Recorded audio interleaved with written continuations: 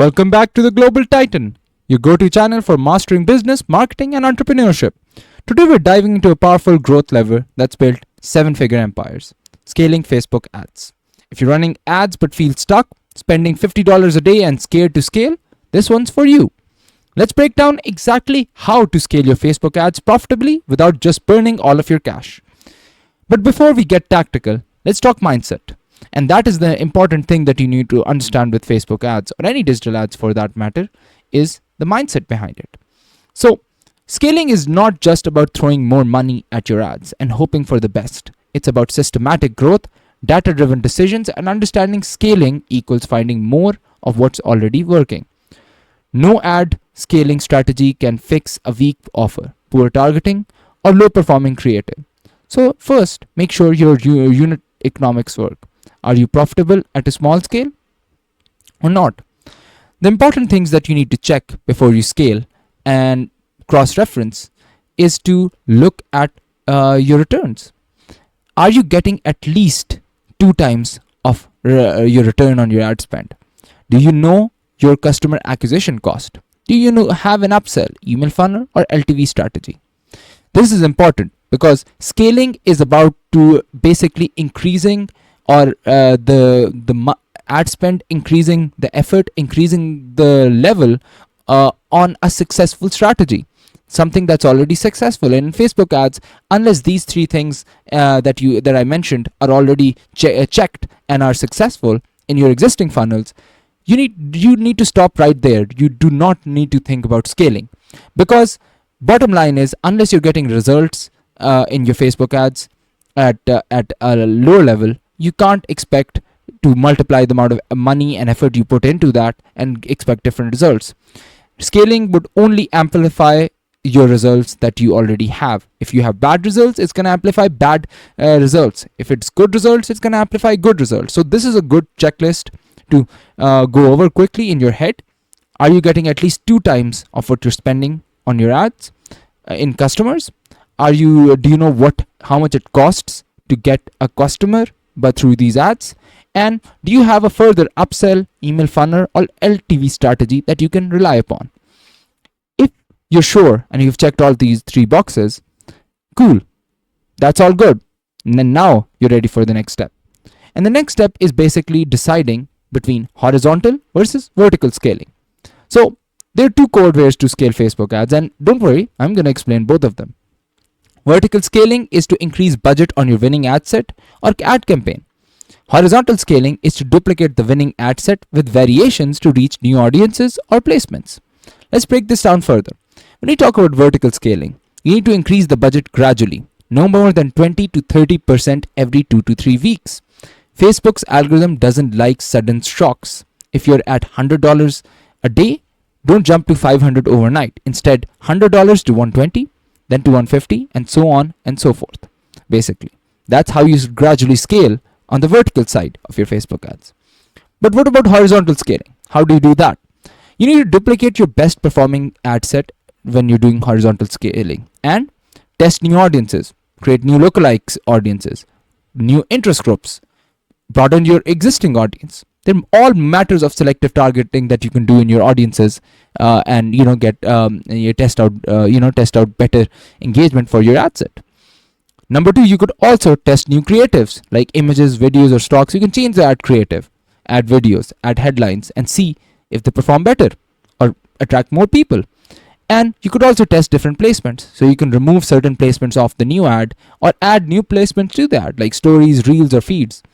This method spreads risks and finds new opportunities while keeping your top performer stable. So how do you scale structures that work and that do not just burn your cash and actually amplify your positive results? It's a little bit technical here, but bear with me here. So let's talk about ad structures that work at scale, right? You need to understand how you can scale your campaign first, then we've explained. Then you need to understand how your ad structures can be stably scaled up. And there are 3 ad structures that you can use, or processes or frameworks that you can use. So number 1 is CBO, or campaign budget optimization. Let Facebook allocate the budget across ad sets. Works very well when you have multiple proven audiences that are working. But the important tip to keep in mind when you're doing Facebook based campaign budget optimization is to keep ad sets within the CBO similar in performance. Otherwise, budget goes to just one, and that's problematic. And to an extent, you also need to remember most of the things that Facebook does on an automation, right, and offers you the ease of just automating that problem away. Remember, that is not going to work because these automations tend to favor and to increase your ad spend more. So if that's not something you want, if you don't want uncontrolled ad spend increase, these automations are something that you need to keep an eye on. Number 2 is ad set budget optimization. You can control the budget per ad set. This is better when you're testing things out. And use ABO for testing and shifting to CBO for scaling. So ABO leads to CBO for scaling. Number 3, we have creative testing framework. Remember, creative fatigue kills scaling. You need a pipeline of fresh creatives ready.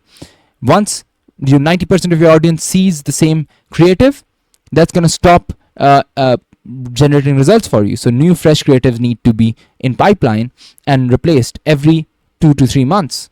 Basically, that's approximately amount of time it might take for you to circle all of your audience if you are advertising on a smaller level. So always try the 80-20 rule. 80% budget goes to proven creatives, 20% to testing new ones weekly.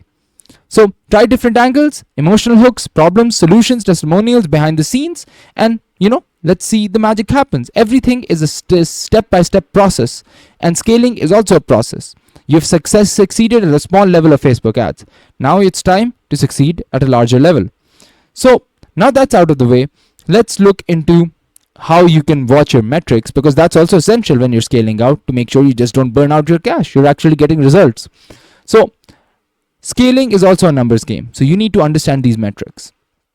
Presumably, at this point, when you're scaling out, you understand these metrics. That's why you're scaling out. But if you're not and you're just watching this video, to understand the future, this is a way to understand exactly what you need to look at when you're watching the numbers. CPM is cost per mile or cost per 1,000 impressions. High CPMs, your audience might be fatigued. To keep that in mind. If you're getting high CPMs, that means your audience might have the fatigue syndrome with your ads. Then there's CTR, which is click-through rate. And this is important because less than 1% of your mostly less than 10% of your audience actually clicks on your ad. If you have high CPM and low CTR, there's a problem with your creative or headline, and that needs work, and you need to work on that. And anything less than 1% CTR is a very bad CTR, and you need to work on your creative or headlines again until you get that above that metric and something reasonable compared to the CPM. Then there's CPC. Are people clicking but not converting? Fix your landing page or offer. Now, when you see CPC and CTR, if there's CPC is less compared to CTR, then there's something in your landing page that's discouraging people for converting. But people who click are engaged, and if they're disengaged by coming to your landing page, then there's some problem. So work on that. Then we have return on ad spend, your holy grail. Keep your return on ad spend above break even at scale and reinvest smartly, because this is how much your money you're spending and what the return you're getting on that money. So this is a very important metric to keep in mind. Use tools like Meta Ads Manager, breakdowns, or third-party dashboards to identify leaks and plug them fast so you don't lose money and you don't lose business. So what are some of the pro tips for scaling, sustainable scaling, right? Also, always remember to schedule your scaling on Monday mornings. Facebook algorithm seems to stabilize faster early in the week. Number 2, test high ticket offers. If you're spending more, you need higher margins. Number 3, avoid audience overlap. Make sure your audience overlap tool, use an audience overlap tool to make sure you're not competing with yourself. Number 4, always be testing. The second you stop innovating creatives, your campaign starts dying out. So that's pretty much it. Scaling Facebook ads isn't magic. It's a method. If you follow the right systems, you can grow your ad spend without burning your profits. If this video helped you, hit that like button, subscribe to the Global Titan, and drop a comment below. What's your biggest struggle with scaling your Facebook ads? Let's talk in the comments below. I'll answer any questions or queries that you might find difficulty on your end with.